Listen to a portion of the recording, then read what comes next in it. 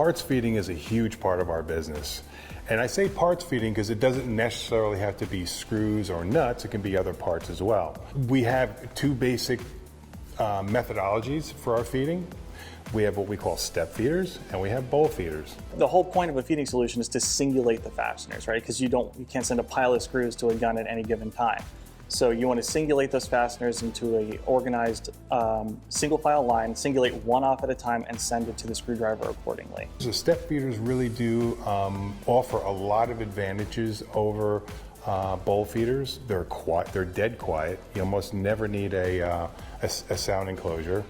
There's a lot more real estate in the step feeder to put special options like cameras, color detection. We have length detection that we could detect different sorts of different lengths of fasteners in our step feeders. We have a lot more options for the step feeder to deal with different length screws or different ranges of screws. Well, another advantage the step feeders has is since the step feeder works in such a way that only the amount of screws that are going to be fed are fed onto the vibrating linear track instead of running around in a bowl round and round and round all day, is the exposure that the fasteners get to agitation is much, much less.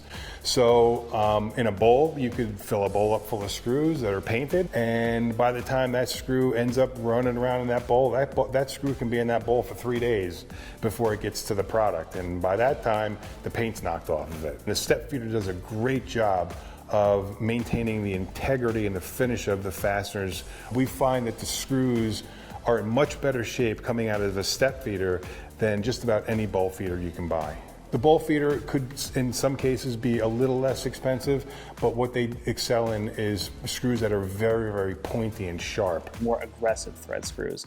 It's high endurance, high durability, and it can deal with those wood screws or coarse threaded screws a lot better. Those screws sometimes will get hung up in a step feeder. So what we do is we take a look at the screw and we determine the best product for that screw. What does the screw look like? Is it sharp, pointy, have aggressive threads? I might lead you more towards a bowl feeder.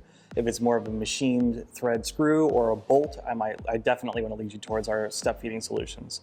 Another unique thing about all the feeders that we sell here is that every one of our feeders that leaves here, not only is it tested and tested and tested, but every single part on that feeder is blueprinted. And what that means is there's not a single part on any feeder that we sell that you can't buy as a spare part that will fit perfectly like the original. Usually bowls and step feeders have parts and components and escapements which are handcrafted or massaged or polished or adjusted a little bit at the end.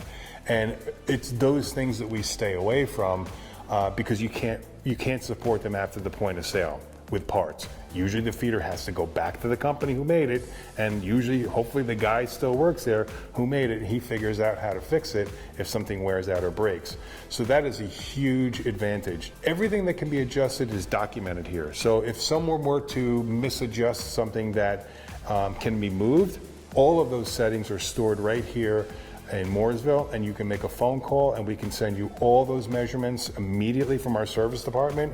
We also have pictures and videos of what the feeder looked like and how it ran before it left here for reference. And that has been really a godsend when it comes to customers who have kind of gotten themselves jammed up by adjusting things on their own. We really enjoy making feeders and we're very, very good at it. We get very high marks when it comes to our feeding technology.